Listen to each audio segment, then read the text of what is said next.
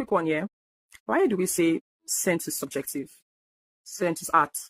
It's because we perceive it in different ways. It's not one size fits all. Scent is subjective because A can smell pineapples where B will smell apricots, right? Why do we need content creators and reviewers to maintain objectivity when they review subjective art? So that it reads, the review off of any form of, inherited bias. Objectivity. Facts, right? Not assumptions. Not, far-fetched drawn conclusions. Facts. Impartial analysis based off of what you've experienced and based off of, just you being a mature professional, if that makes any sense. And it's taken me over 7 years to come to this. What is subjectiveness? Subjectiveness means different sentiments, consciously or subconsciously, packed with just, bias and assumptions and, far-fetched conclusions, from your personal biases or just from, your lack of discipline or towing that thin line. This is already a very, very subjective form of art we're dealing with, right? Perfume. What A feels when they smell stuff is not what B is going to feel. And that's plain fact. Listen, I feel like at this point in time, like with the kind of platform a lot of you have, and with how long you've been in this space, there are just some things that I would assume that you should have let go of by now. Do you understand? There are some things that I feel like you should have outgrown. I don't know how to say this I'm saying without sounding, there are just some things you don't need. I see them as baggage to your brand. It's unnecessary. It's unnecessary. Because I see no reason why, as a trusted nose or as a brand people are supposed to trust or a brand people follow, I see no reason why you should drop a review and then tint it with unnecessary nothings, It doesn't make any sense to me. An objective review can be disliked for a fragrance. That's valid. I need you to know that it's not only a good review when a reviewer says they like a perfume or they approve of a perfume. No. It goes both ways. It just depends on how you express it. There is a thin line between being authentic and, frankly, being a performer of, authenticity. Because people are towing those lines and they're not even, it's very easy for you to point the finger, but four others are pointing back at you and you don't even know. An objective review. I don't like this fragrance because, it just smells a bit unoriginal to me. And I say this because I get nuances of this. There's just too many nuances. It's lacking the personality or the originality I was expecting from it. That is a very valid review. I respect that. I ride with that. That is stunning. Anyhow you want to butter this and I've set up, that's fine.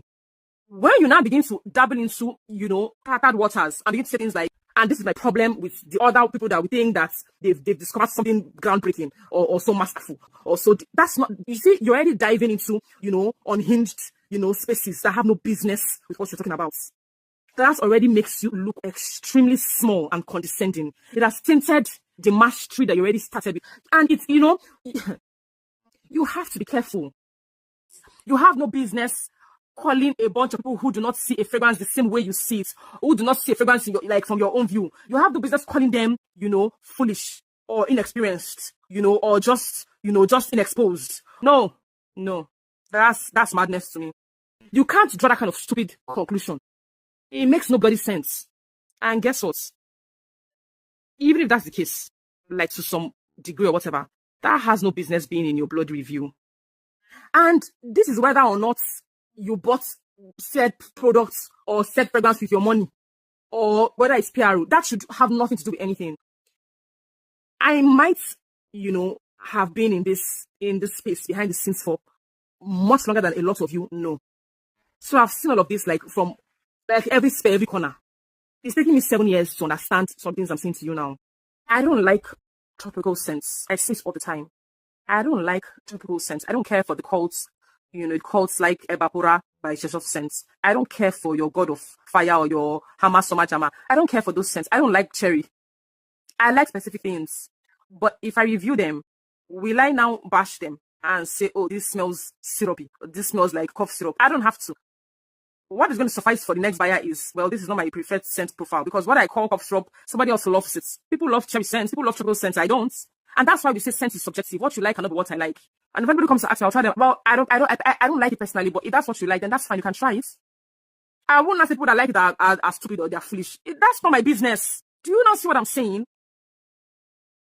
You can comfortably say, I don't like this, without being condescending, without putting labels on things that are not. You don't need that on your brand. As somebody who calls themselves a creative, I don't care what people tell you. I don't care how they hype you up. I don't give a damn about those things.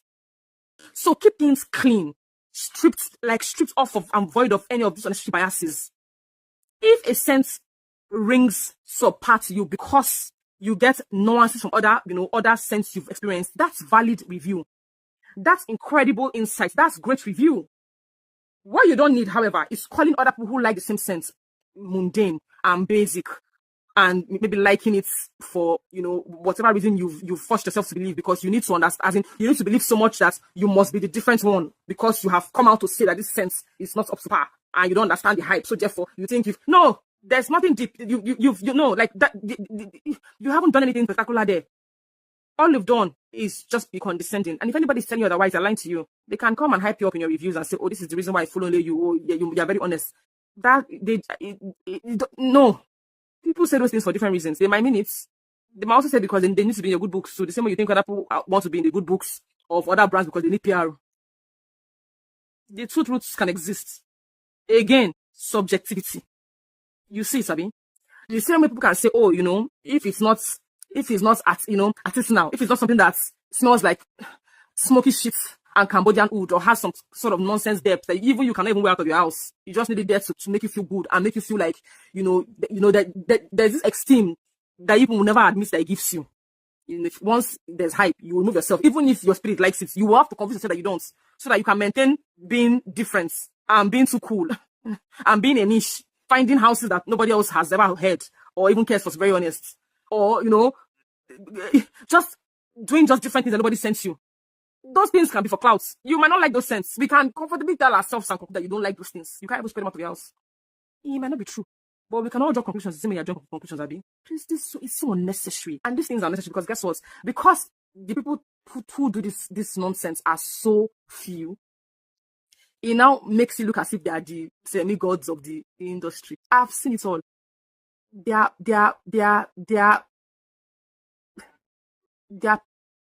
men and women of timber and caliber, stellar human beings who have no need to review perfumes, who have smelt different types of perfumes from all spheres and shapes of life, pilots to travel the world and shop, artisanal scents all the time. And they come back and they tell me, well, Bissell, I bought this, I bought that, I sampled this, I got that. I still prefer this. And it ends there. There's no need to look down or belittle the next person who likes what they like. People like what they like. And this is coming from me. That I don't have to depend on PR. And I have a ton of perfumes. Been in this place for too long. Loving scents. Growing up with scents. Loving fragrances. Using them from time immemorial. People don't use the basic likes of Escada, Chloe, Chanel, like from the age of 3, 4. Sniffing bottles. The times when we didn't even know what the heck perfumery was. We like people like me that didn't just stumble on it. It's inside the blood. I have parents who don't joke with how they smell. It's not new. It's not Money Mish Road. We didn't just stumble on it. So I don't know how to say this thing without being. We should just all do better. If you call yourself a creative, you call yourself a professional, please act like it. Don't now begin to stoop too low. You now begin to lose basic common sense. Those things are they don't make you deep. People can choose to be cautious. I say things nobody else can say all the time. I do. But when it comes to this job, you must master the act of being objective without being condescending to anybody. This is not it's perfume. It's not state security or nation security.